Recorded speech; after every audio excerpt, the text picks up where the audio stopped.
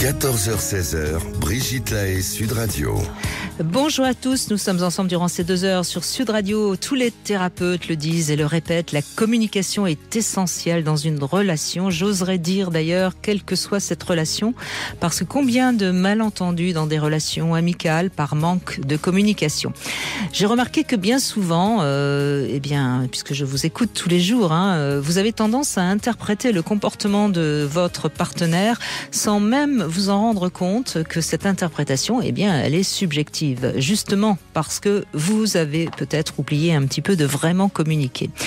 Avec Fabrice Bach, nous allons voir en quoi consiste la réelle communication. Il ne s'agit pas simplement de se parler, c'est bien plus complexe, d'autant plus lorsqu'il y a des sentiments, puisque les sentiments faussent bien souvent notre compréhension.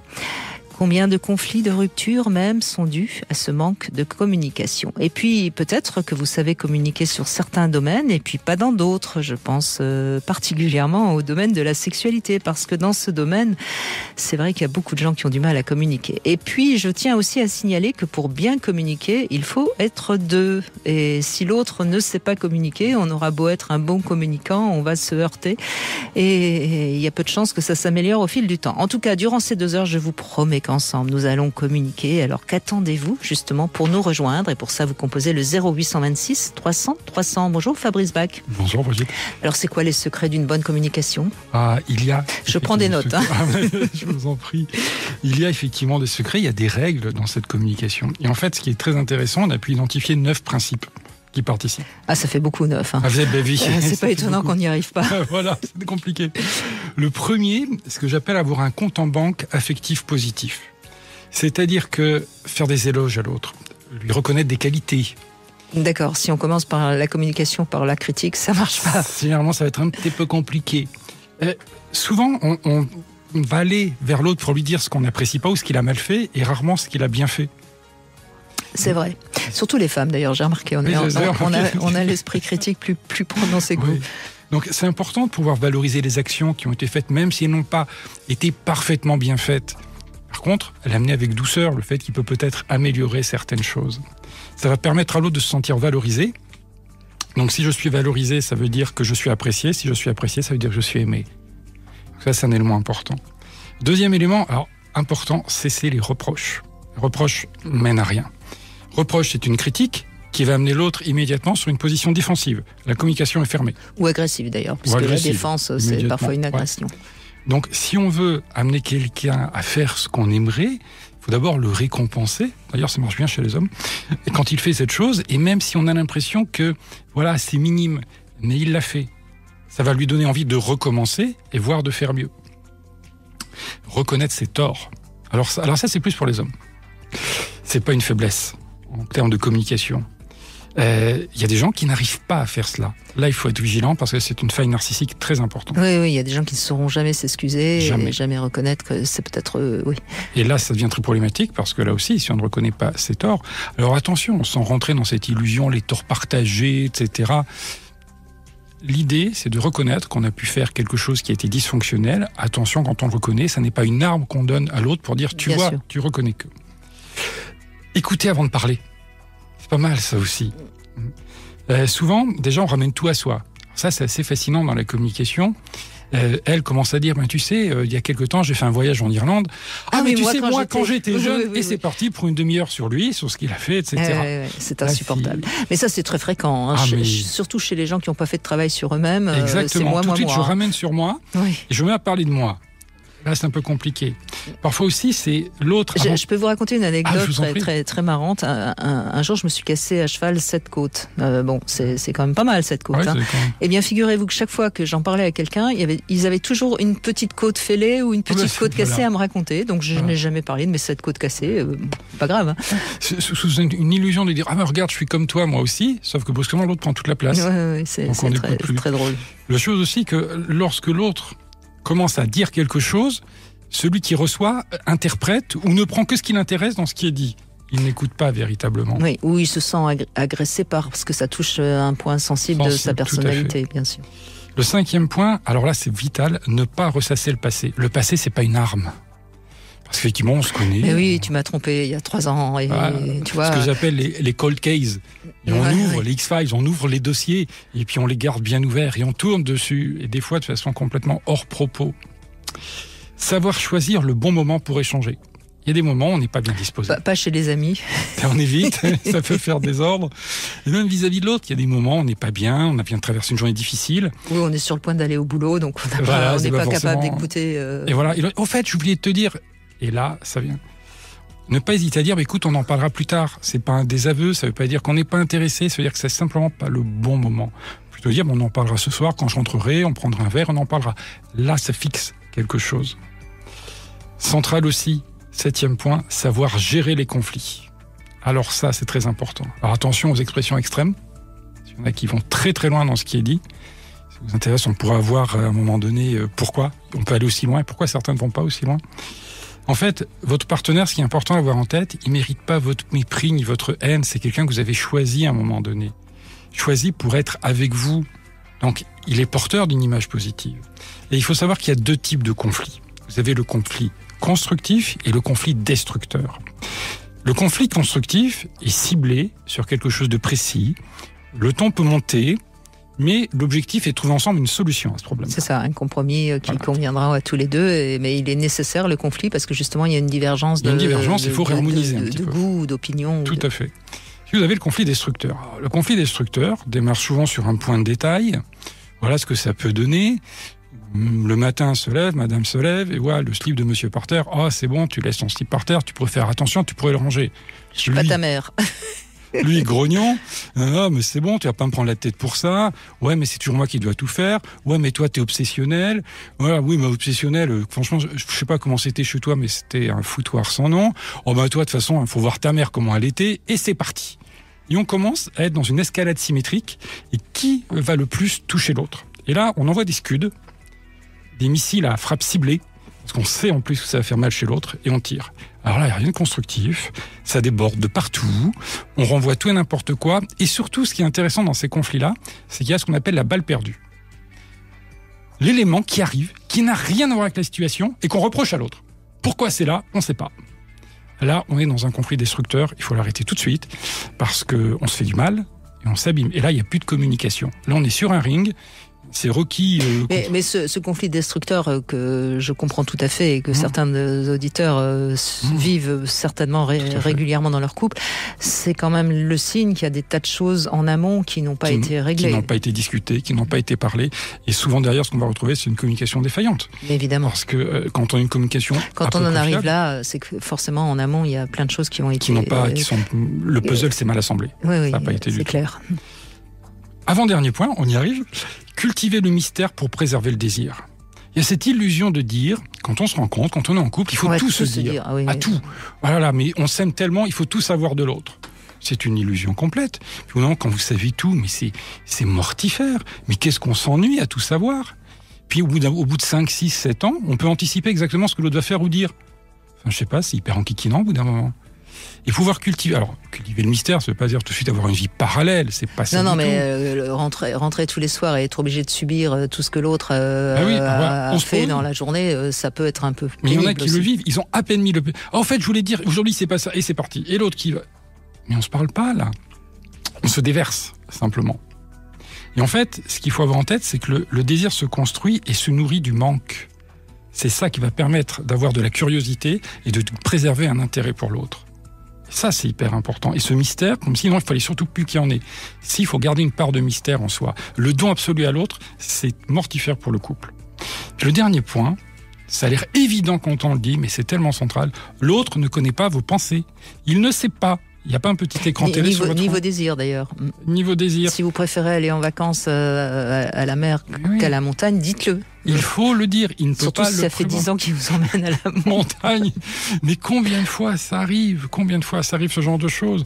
Combien de fois j'ai des hommes ou des femmes dans mon cabinet qui m'expliquent « Ah, mais il m'a offert ça et encore ça, mais j'aime pas. » Vous lui avez dit « Ben non. » Mais si vous l'acceptez, lui prend pour acquis que ça vous fait plaisir. Donc il va recommencer. Si vous lui dites « Non, oui, mais un cadeau, ça se refuse pas. » Si, ça peut se refuser. On peut lui dire qu'il n'a pas vraiment ciblé au bon endroit. Du coup, la fois d'après, il cherchera autre chose. Il se rapprochera au plus près de votre réelle envie. Mais autrement, si c'est un jeu de fléchettes, les yeux bandés, 3/4 du temps, il va être à côté. Si ça fait 20 ans qu'il lui offre des stylos et qu'elle n'écrit jamais, c'est un peu embêtant. Un peu embêtant. Mais il faut lui dire. Et ça a l'air tellement évident, mais les gens n'osent pas exprimer déjà dans le quotidien ce qu'ils ont dans leur tête, ce qu'ils ressentent, mais encore plus dans la sexualité ou dans le désir intime. Combien de fois la majorité des problématiques se résument à un manque de communication et d'échange.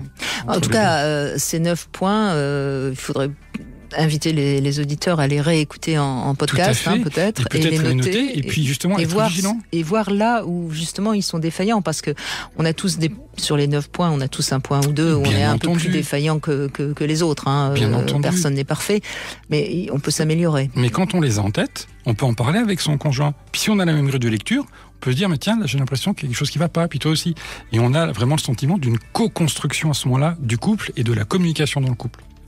Et avant de faire une petite pause et de donner la parole à Julie qui va communiquer avec nous, vous êtes d'accord que sur la question de la sexualité, là, la communication, elle est d'autant plus difficile parce que les gens n'osent pas parler de sexualité. Ils n'osent pas. Et souvent alors qu'il y a un élément de base qu'il faut avoir en tête, avant d'avoir du sexe, on va parler de sexualité. Pas pour s'exciter, c'est pas ça du tout. Parler de sexualité va permettre d'apporter quelque chose à une femme de très important, de la sécurité, et une absence d'angoisse, ce qui veut dire que lorsqu'elle sera dans le rapport sexuel avec l'autre, à ce moment-là, elle va pouvoir s'abandonner, se lâcher, atteindre l'orgasme. Combien de femmes sont bloquées dans cette dimension-là parce qu'elles ne se sentent pas sécurisées dans la relation qu'elles ont avec leur conjoint. Et qu'on se comprenne bien, parler de sexualité, c'est avec son conjoint. C'est pas quand on vient de rencontrer quelqu'un où il faut lui donner le mode d'emploi. Non, laissons un peu la surprise de la première rencontre. On en est tout à fait d'accord. Si on commence à faire le listing de tout ce qu'il faut faire pour lui faire plaisir, c'est un peu trop pragmatique. On est d'accord. Mais après, quand on est en couple, évidemment, parler de sexualité, ça me paraît évident. Bien sûr. Évidemment. Eh bien, on va faire une petite pause et c'est Julie qui nous a retrouvés, elle va nous dire si elle sait communiquer. 14h-16h, Brigitte Lahaie, Sud Radio. Fabrice Bach est avec nous, psychologue, auteur d'un livre formidable sur les jumeaux qui s'appelle Jumeaux aux éditions Solar. Et la prochaine fois que vous venez, c'est promis, on reparlera des jumeaux. Avec grand plaisir. Mais aujourd'hui, on évoque la communication, la bonne communication. Et c'est Julie qui est avec nous. Bonjour Julie. Bonjour Brigitte, bonjour Fabrice. Bonjour. Donc, est-ce que vous êtes une bonne communicante, Julie ? Alors, je pense l'être, mais effectivement, je suis accompagnée de quelqu'un pour qui c'est beaucoup plus compliqué. Donc, je me heurte à beaucoup d'obstacles. Mais c'est ce que je disais en introduisant le sujet, Julie. Je crois que c'est vraiment important que pour arriver à vraiment communiquer, malheureusement, il faut être deux. Et on peut pas... on a beau être soi-même plutôt apte à communiquer. Si l'autre ne sait pas, je ne sais pas ce que vous en pensez, Fabrice Bach. Alors ça peut être très compliqué parce qu'à la base, la communication est l'élément de base de tout être humain. Maintenant, l'autre peut être pris dans des blocages personnels affectifs, relationnels, qui font qu'on a beau lui apporter toute cette communication, et c'est là aussi il faut être vigilant parce qu'il peut en prendre peur d'un seul coup, d'avoir quelqu'un qui est trop communicant en face de lui. Du coup, comme il y a de la place, cette personne parle de plus en plus, et l'autre ne dit plus rien. Donc c'est vraiment quelque chose de très complexe quand on a un non-communicant ou quelqu'un qui est mutique, quoi. Un taiseux, comme on dit. Oui. Ça peut être très problématique. Comme curieusement, c'est encore une fois un homme qui communiquerait pas bien, Julie. Là, oui, effectivement, c'est pas pour lancer la pierre aux hommes, mais effectivement, oui, je pense qu'il a un gros blocage émotionnel et du coup, j'essaye, tant bien que mal, d'y aller parfois en douceur. Alors ça, c'était au début, bien sûr, parce que je me disais que tout le monde avait des manières différentes de s'exprimer, donc j'essayais de comprendre, d'être patiente, d'essayer d'être attentive, soit à ses silences ou à ses non-dits. Et maintenant, c'est plus de la frustration que ça crée de la frustration et ça se transforme en colère. Donc du coup, effectivement, je suis dans une communication beaucoup plus agressive, ce qui fait que effectivement, il se renferme d'autant plus. Oui, c'est pas ça qui va l'aider. Vous êtes ensemble depuis combien de temps ? 2 ans et demi. Ah oui, donc si au bout de 2 ans et demi vous êtes déjà un peu en colère, c'est pas très bon signe. Est-ce qu'il vous il sait pas parler de ses émotions, de ses sentiments, c'est ça? Non, tous devinent. C'est-à-dire que pour dire qu'il pense à moi, il va me téléphoner et puis me dire bonjour, ça va, au revoir. Parce que c'est vrai qu'il arrive pas à remplir une discussion, ni s'intéresser d'ailleurs à la vie de l'autre, me demander si ça se passe bien. Et voilà. Et ça, je dois deviner que c'est parce qu'il pense à moi et que... voilà. Oui, c'est une preuve d'amour. Quand il vous appelle, c'est une preuve qu'il pense à vous. Mais qu'est-ce qui vous a plu chez lui au début? C'est peut-être aussi ce côté un peu, on va dire, ours. Et voilà, et je me suis dit, voilà, il avait un côté un peu mystérieux. Et je me suis dit, voilà, j'ai peut-être été attirée en me disant, je vais peut-être le sauver. Vous pensez ou réussir à percer est-ce qu'il laisse tomber un petit peu le masque? Mais est-ce il vous semble très sensible ou pas? Oui, il est sensible. Oui, je pense que il est sensible et je pense qu'il cache un passé.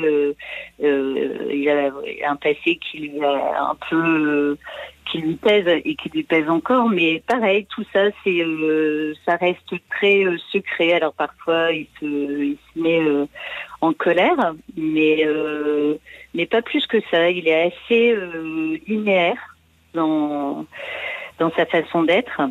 Et est-ce que vous pensez qu'il est en relation avec ses émotions? Parce que c'est toute la difficulté. S'il est en relation avec ses émotions, on va pouvoir peut-être améliorer la relation. Sinon, c'est un peu compliqué, non? Oui. En fait, c'est intéressant dans ce que vous évoquez. Ce qui vous a attiré vers lui, c'est ce côté mystérieux. Et c'est vrai que le mystère attire, bien évidemment. Je pense qu'il y a un autre élément que vous avez ressenti en lui, une fragilité. Un homme qui a pu être abîmé par la vie pour différentes raisons. Ça, on peut le ressentir intuitivement. Et à ce moment-là, on a envie d'aller vers lui et de l'aider pour le soutenir, pour en faire quelque chose. Sauf que là, vous l'avez évoqué à un moment donné, on se retrouve dans une position du sauveur. Il faut faire très attention à cette position pour deux raisons. La première raison, si ça marche, si vous le sauvez réellement, au bout d'un moment, il n'a plus besoin de vous. Il est sauvé. Donc, on n'a plus besoin de celui qui a sauvé. Deux, si ça ne marche pas, il n'a plus besoin de vous non plus, puisque vous ne savez pas faire. Donc, dans les deux cas, cette position du sauveur, il faut être très vigilant parce qu'on est perdant-perdant. Par contre, ce qui est intéressant, c'est que si vous ressentez, et Brigitte, vous l'évoquiez très bien, est-ce qu'il est en contact avec ses émotions ou pas, si vous sentez qu'il y a des choses très lourdes dans son histoire, et cet élément de la communication qui est bloqué dans votre couple est central, il faut peut-être avoir l'idée de l'amener, justement, voir un tiers, est-ce que vous y alliez tous les deux, pour pouvoir réinstaurer cette communication. Parce que moi, ce que j'entends, c'est que tout doucement, c'est de la frustration qui devient une irritation, qui se transforme en colère, en agressivité. Et tout doucement, votre couple risque de glisser sur cette position agressive. Si ça n'est pas encore le cas, le fait d'aller voir un tiers peut être quelqu'un de très intéressant, parce que lui va essayer justement il pourra pas rester dans le silence, même s'il n'a pas envie.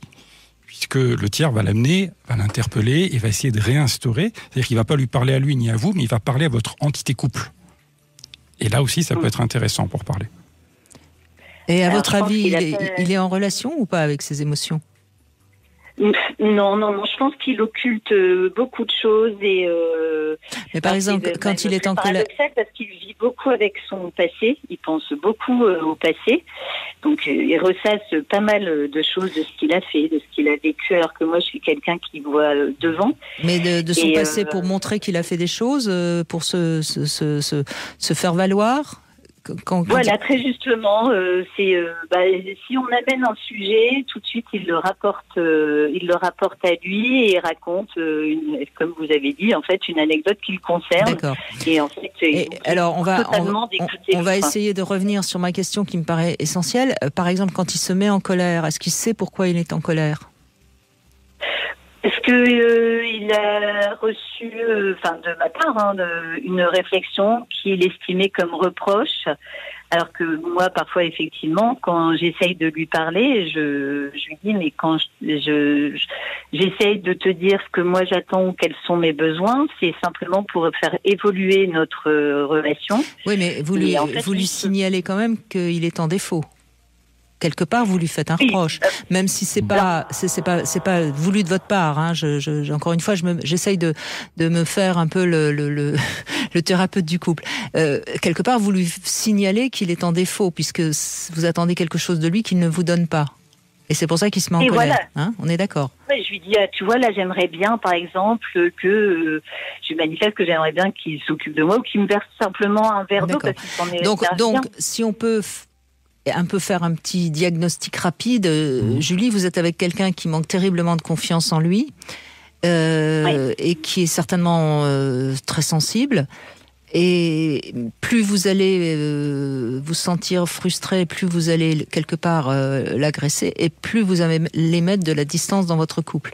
Donc je crois que là, il est vraiment important, je suis assez d'accord avec vous, Fabrice, aller voir quelqu'un pour voir ce qu'il a sauvé, ou pas, parce que sinon, vous allez droit dans le mur. Hein. Oui. Alors, je pense qu'il n'est pas du tout aujourd'hui dans l'envie, pas la capacité, mais l'envie d'aller voir quelqu'un. Pour lui, c'est un peu superflu. Eh bien, vous prenez rendez-vous et vous ne lui laissez pas le choix. C'est ça où la relation va capoter. La majorité des hommes sont pas partie prenante pour cela, et pourtant ils y vont à un moment donné. Oui, ils se sentent un peu forcés. C'est vrai, dans l'absolu idéal, tiens, on y va tous les deux, on a envie tous les deux. Force est de constater, moi je le vois avec mes collaborateurs thérapeutes de couple, c'est l'un qui est plus moteur que l'autre. Souvent, c'est la femme. Par contre, après, lui peut trouver un espace où il va pouvoir livrer des choses. Et ça, c'est hyper important. Voilà, Julie, ce qu'on peut vous dire, mais malheureusement, votre témoignage, je pense que c'est quelque chose, beaucoup de femmes se reconnaissent malheureusement dans votre témoignage. Mais encore une fois, il faut toujours se poser la question du pourquoi on a choisi telle personne avec laquelle on n'arrive pas à communiquer, parce que malheureusement, c'était inscrit, si je puis dire, dès le départ. Bonjour Aurore. Bonjour Brigitte. Eh bien Aurore, vous pouvez poser une question. Fabrice Bach vous écoute. Oui, alors Fabrice, bonjour. Bonjour. On me dit toujours, mes compagnons m'ont toujours dit que je voulais toujours avoir raison. Et je voudrais savoir comment on peut, dans un couple, communiquer en essayant de défendre son point de vue sans donner l'impression de vouloir toujours avoir raison. Ouais. Alors déjà, c'est intéressant la question que vous posez, puisque c'est comme si ça positionnait qu'à un moment donné, lorsqu'on va discuter ensemble, l'un doit plier sur l'autre. Donc déjà, c'est une représentation au niveau de la communication qui est quand même assez erronée. L'objectif, c'est pas que l'un ait raison par rapport à l'autre. L'objectif, c'est pas que l'un impose son avis par rapport à l'autre. L'idée, c'est pas qu'on finisse par soumettre. L'idée, c'est d'échanger, de discuter. Qui a plus raison que l'autre? Enfin, déjà, là, je pense sauf si on est sur des choses réelles. Ah oui, des choses très pragmatiques, oui, effectivement. Combien il y a d'habitants en France, par exemple? Effectivement. Effectivement. Non. Mais si c'est sur, en effet, des convictions, on peut être différent. Voilà, on a le droit d'être différent. Et je crois que c'est là où il faut être vigilant. Quand effectivement, des conjoints vous renvoient systématiquement, oui, mais tu veux toujours avoir raison, oui, mais c'est toi qui veux toujours avoir raison, etc. C'est que déjà au départ, ils conçoivent la communication comme l'imposition d'un avis. Moi, ce que ça me renvoie immédiatement, c'est que la personne qui est en face se sent sur la défensive. Pourquoi ? Parce qu'ils ont le sentiment que vous allez avoir un avis plus argumenté, plus construit, moins.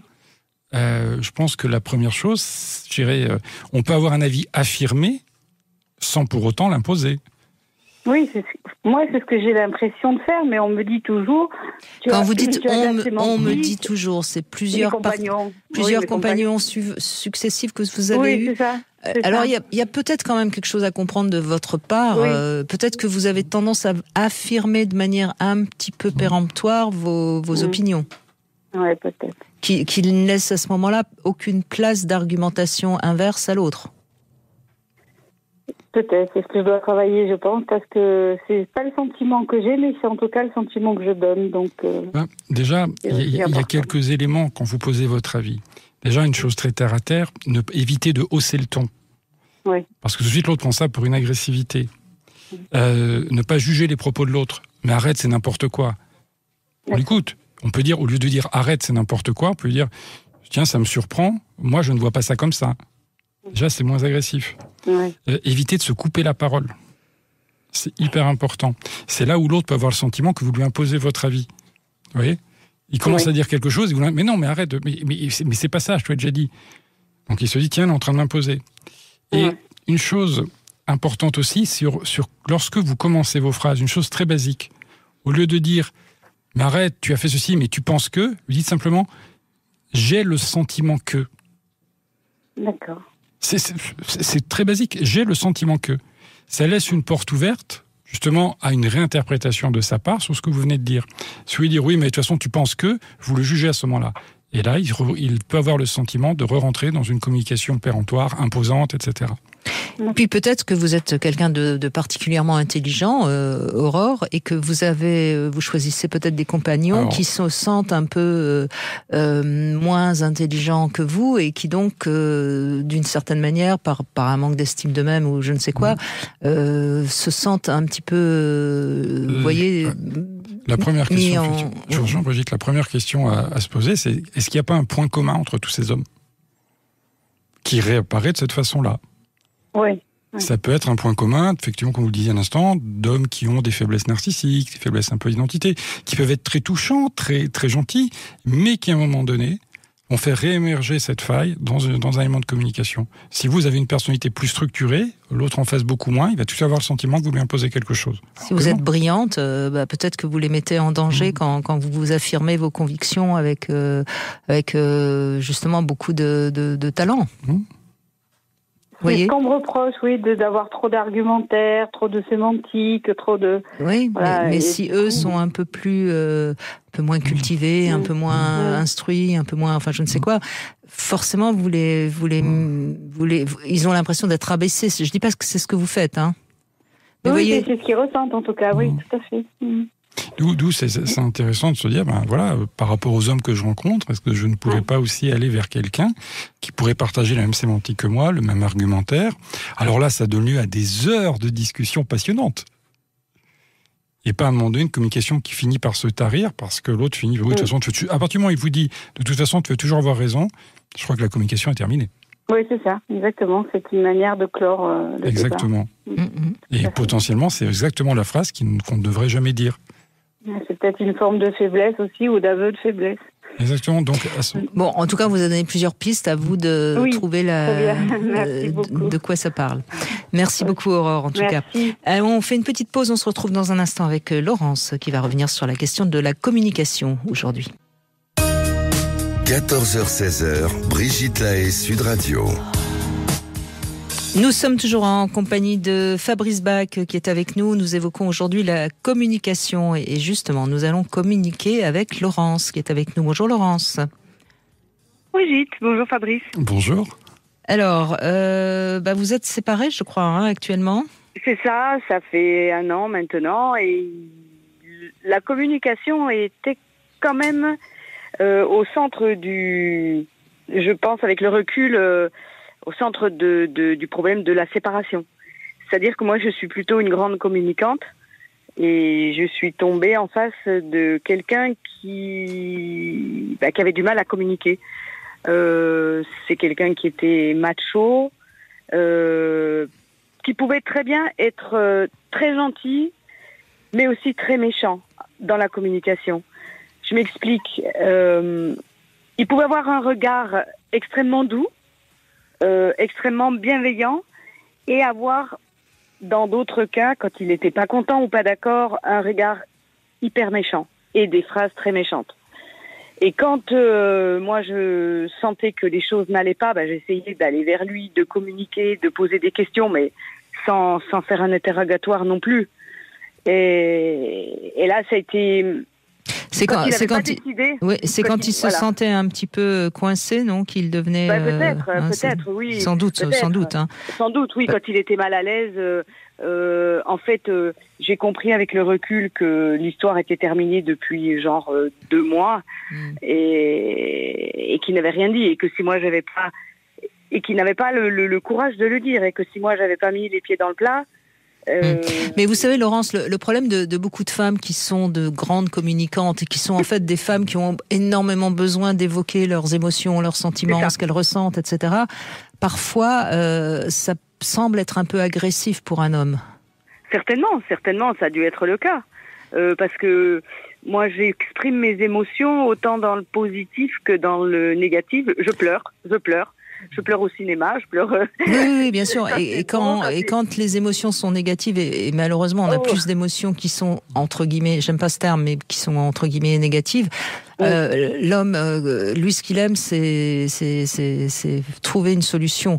Mais face à quelqu'un qui est triste, à part l'accueillir, exactement. Et ça peut le déstabiliser. Ah oui, complètement. Ça peut être déstabilisant.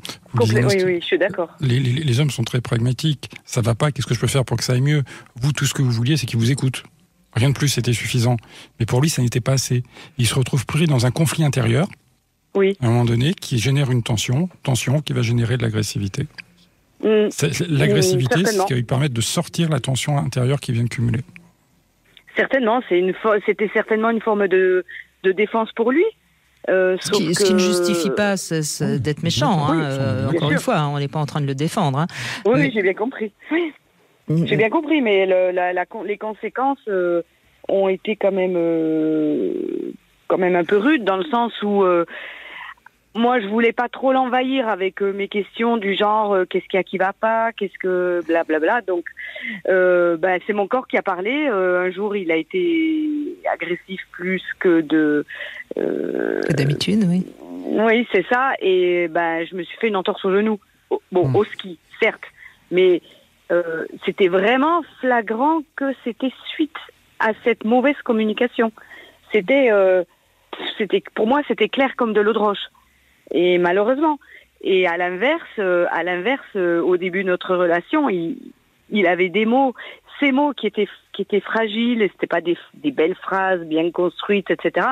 Mais il a eu des mots fabuleux comme jamais peut-être on m'aurait dit, et accompagnés de beaux regards ou de gestes tendres. Donc il était vraiment capable du meilleur comme du pire. Mais pourquoi est-ce qu'à un moment donné ça s'est arrêté, justement, puisque ça a été là, d'après vous? Je pense que c'est... Alors, je pense, encore une fois, parce que j'ai pas eu de vraies raisons. Je pense qu'une fois, j'ai accompagné, enfin, très exactement, c'était au moment des fêtes de Noël, une amie se séparait, elle était pas bien du tout, c'est une vraie amie, et donc j'étais beaucoup présente pour elle, et certainement moins pour lui. Enfin, c'est pas certainement, c'est sûr. Et avec le recul, il me l'a jamais dit clairement, mais je pense que c'était ça. Il s'est senti un peu abandonné. Il a dû se sentir délaissé, abandonné, et puis il a dû se dire, bon, de toute façon, je compte plus pour elle, elle préfère sa copine qui était pas bien, point barre. Moi, j'ai essayé, je l'ai verbalisé, ça. Mais il bottait en touche. Mais non, et là, il a commencé à y avoir de l'agressivité. En fait, je pense qu'il a lâché l'affaire à ce moment-là. Pendant 2 mois, ça a tenu, c'était bancal jusqu'au moment où moi, je souffrais trop. Et là, j'ai dit, mais qu'est-ce qui se passe, etc. Et du coup, il m'a dit, oui, c'est fini. Ouais, parce que lui, dans sa tête, il était déjà parti à ce moment-là. Tout à fait. Mais c'est intéressant ce que vous évoquez, parce que souvent dans les couples, on retrouve quelque chose. Et les professionnels avec qui je travaille au sein de mon équipe me le renvoient fréquemment. Il y a à un moment donné quelque chose qui s'est passé, qui a amené chez l'un des deux un ressenti de souffrance, et qui a amené dans la durée un grief qui est posé. Un jour, on a eu une patiente, c'était incroyable. C'est-à-dire que le couple n'allait pas du tout, et elle a expliqué 28 ans en arrière. Elle était tombée enceinte, ils ont pris la décision tous les deux, donc de ne pas garder l'enfant, c'était pas le bon moment, pas le bon timing professionnel, etc. Elle a été à l'hôpital pour se faire avorter, il ne l'a pas accompagnée. 28 ans après, elle lui en voulait encore. Et tout le couple était dysfonctionnel à cause de cet événement-là.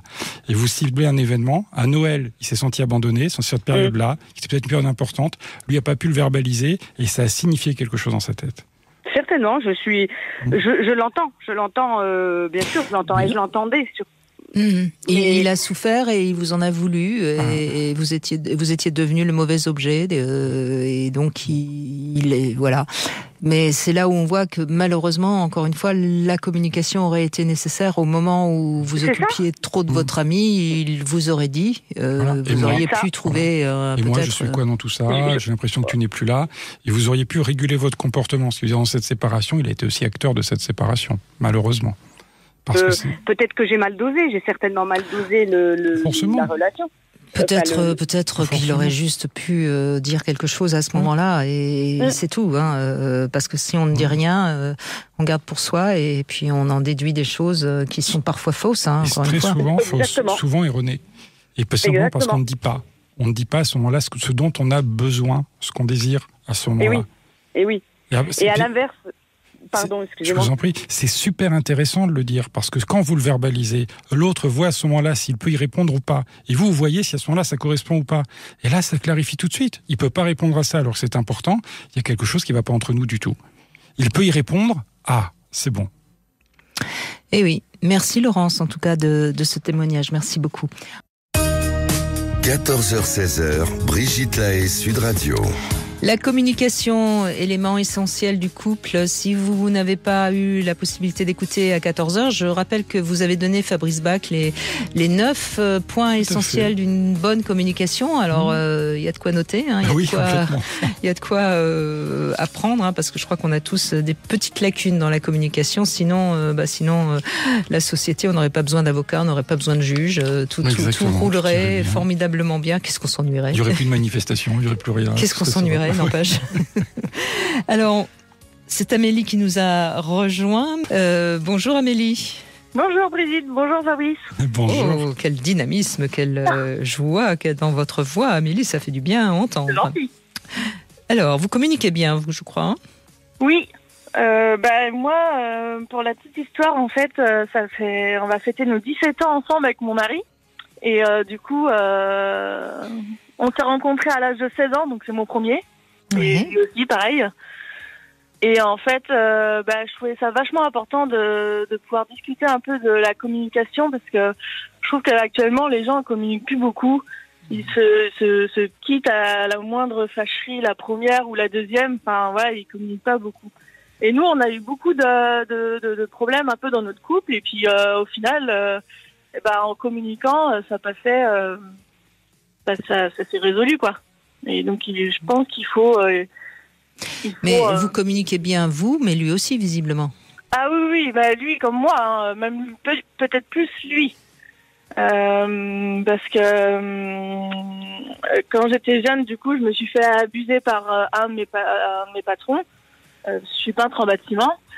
Et je lui ai expliqué, voilà, on a discuté, machin, sauf que en fait moi j'avais besoin de me réapproprier un peu mon consentement et mon corps, donc du coup j'étais voir une fois ailleurs et je lui ai dit avant qu'on se marie et du coup en fait en communiquant, en expliquant pourquoi, au final il a tout de suite compris et on s'est mariés et ça a toujours été comme ça un peu dans notre vie. On a eu des moments compliqués et on a beaucoup discuté et au final... Oui, vous arrivez à mettre à plat les choses qui pourraient... Et je trouve qu'en fait, il faut avoir une ouverture d'esprit et les gens, ils sont un peu cloîtrés dans leur esprit, dans ce qu'ils pensent et ils sont pas ouverts à autre chose et ils n'arrivent pas à se remettre en question et c'est important parce que le nombre de séparations qu'il y a, alors que normalement, ça pourrait être évité si les gens pouvaient communiquer ensemble, ça serait super. Mais complètement, c'est la base de tout. Je veux dire, une vie de couple, quand on y réfléchit bien, c'est hyper compliqué. 2 individualités, chacun avec son histoire, qui un jour se rencontrent, qui se disent, tiens, on va créer ce truc qui s'appelle un couple. Donc les rouages s'emboîtent, de temps en temps ça se désemboîte, et quand ça se désemboîte, parfois il y a des conflits, il y a des tensions, mais on parle. Et c'est bien le fait de parler ensemble qui va permettre de remboîter les choses. L'exemple que vous donnez, je le trouve très intéressant. Avant votre mariage, vous dites, voilà, on était ensemble, puis un jour j'étais voir ailleurs, voilà pourquoi, voilà ce qui s'est passé. Il a été suffisamment cohérent pour vous écouter et comprendre ce dans quoi ça s'inscrivait pour vous. Ça l'a certainement blessé, ça l'a touché, mais il a pu passer au-delà de ça. C'est ça. Mais d'abord parce que vous avez su lui en parler et puis il a su vous écouter et il n'a pas commencé à interpréter tu vas être infidèle, il n'est pas parti sur des croyances non plus. Non, parce qu'après je pense que ça fait on est sortis ensemble à l'âge de 16 ans, donc on est passé de la période adolescent à la période adulte ensemble, on a grandi ensemble, on va dire. Et il faut avoir ce courage de communiquer, de dire les choses. Comme moi, c'est mon premier amour, lui aussi. On n'a pas vu autre chose. de temps en temps, on s'autorise quelques incartades. Non, mais voilà, ensemble avec d'autres personnes, parce que voilà, on n'a pas vu autre chose et qu'on a envie de voir autre chose. Mais ça, on a réussi à l'exprimer et à parler en fait. Mais en fait, il faut parler tout le temps, parler. Oui. S'il y a quelque chose qui va pas, faut pas le garder pour ça, faut parler. C'est en parlant que vous construisez et vous réélaborez fréquemment les règles de fonctionnement de votre couple. C'est ça. Les règles sont posées à un moment donné, elles évoluent avec le temps et c'est en parlant que vous les faites évoluer.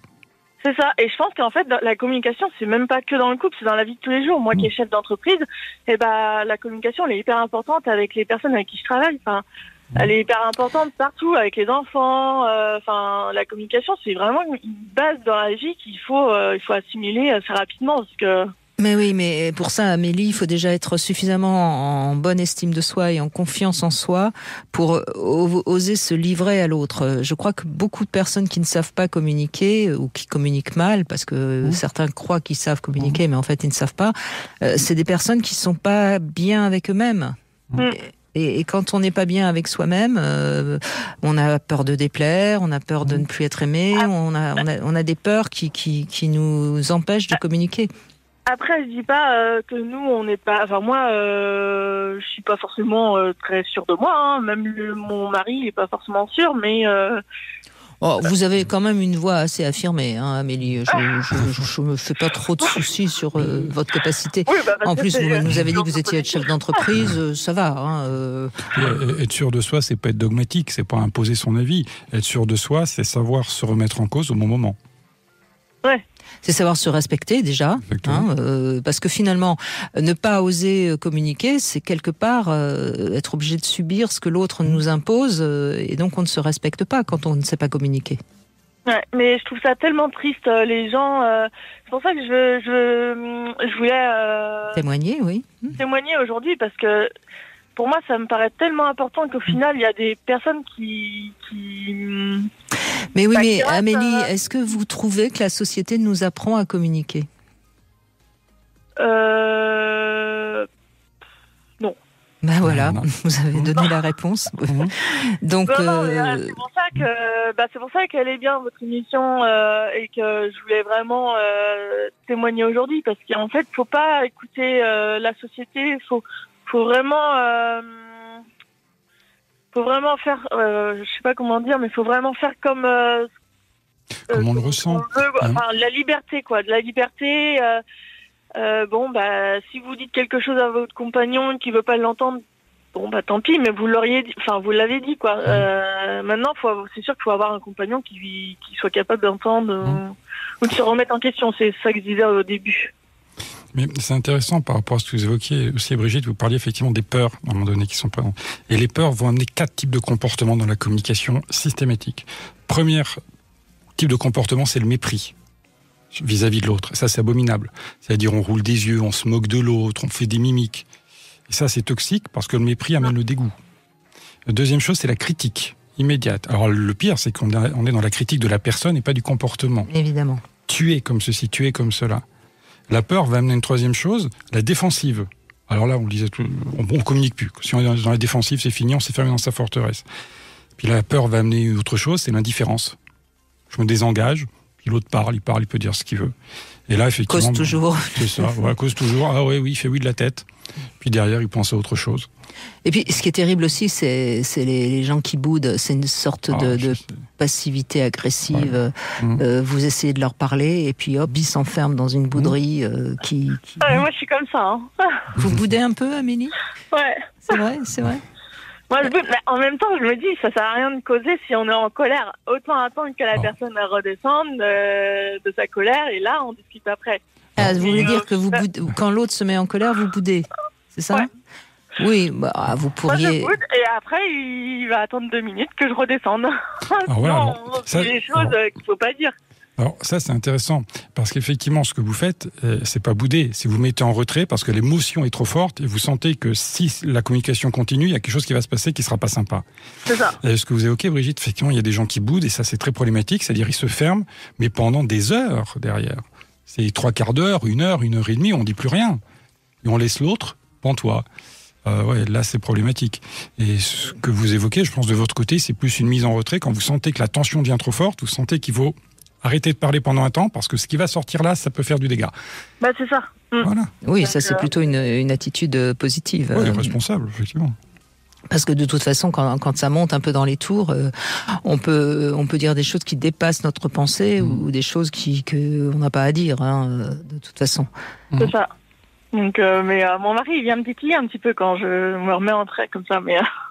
Bah oui, parce que s'il est un petit peu, enfin, souvent la colère, c'est une agressivité vers l'autre. On veut le faire réagir.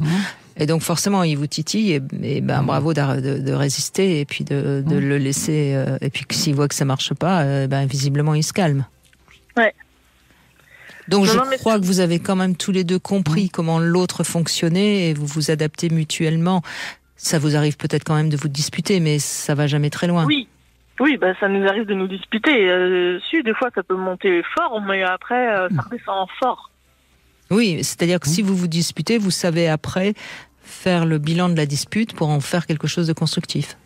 Voilà, après c'est ça, on relativise aussi, on se dit est-ce que vraiment réellement ça vaut le coup de se fâcher autant en ayant vécu tout ce qu'on a vécu, est-ce qu'on n'a pas des choses à se remettre en question ou autre, voilà. Mais si on sait reconnaître ses torts quand on se dispute. Une dispute, ça peut être tout à fait positif. Mais exactement. Puis, il y a aussi quelque chose d'important au niveau du couple et de la communication. Il faut restituer que la dispute dans le couple, c'est sain, c'est normal. On vit aussi avec une illusion sociétale qui vient dire les couples qui s'entendent très bien, tout va très bien, c'est les couples idéaux. Moi, j'ai vu des couples, c'est pas vrai. J'ai vu des couples où effectivement il n'y avait jamais de dispute, mais ils ne se parlaient pas. Ils faisaient de la cohabitation. Mais d'ailleurs, un couple qui ne se dispute jamais, et qui l'élève, c'est un peu suspect quand même. Mais complètement. Il y a quelque chose qui ne va pas. Et souvent, c'est des gens qui ne communiquent pas. C'est-à-dire, c'est pas un couple. C'est deux individualités qui vivent côte à côte. Voilà, on s'apprécie, mais on s'aime pas. Exactement. Eh bien, merci Amélie de ce témoignage. Ça fait du bien quand même d'entendre qu'il y a des couples qui savent communiquer. Tout à fait. Merci et continuez comme ça. Brigitte Lahaie, Sud Radio, le Love Conseil. Alors Fabrice Bach, je crois que vous allez l'aimer ce Love Conseil. J'ai essayé de trouver 4 clés pour une meilleure vie affective. Alors bien sûr, vous pouvez réagir à tout moment, faire la paix avec son passé et plus particulièrement avec ses ex. Oh que oui. Okay, oui. Alors, trouver sa vérité, notamment par rapport à celle de nos parents, parce que très souvent, on est quand même à vouloir reproduire le schéma parental ou l'opposé. Enfin, il y a quand même quelque chose à comprendre par rapport à ça. Le poids de l'histoire familiale peut nous amener à reproduire ou être à l'inverse. Mais en tout cas, ce qui est regrettable, c'est dans les deux cas, on ne vit pas ce qu'on vraiment on aurait envie de vivre. Voilà, donc ça permet de comprendre nos erreurs passées qui sont souvent dues à une volonté de faire comme papa-maman ou à l'inverse. Voilà. Ensuite, je crois qu'il faut trouver la bonne mesure entre nos aspirations et celles de notre partenaire. Voilà. Le compromis, à un moment donné.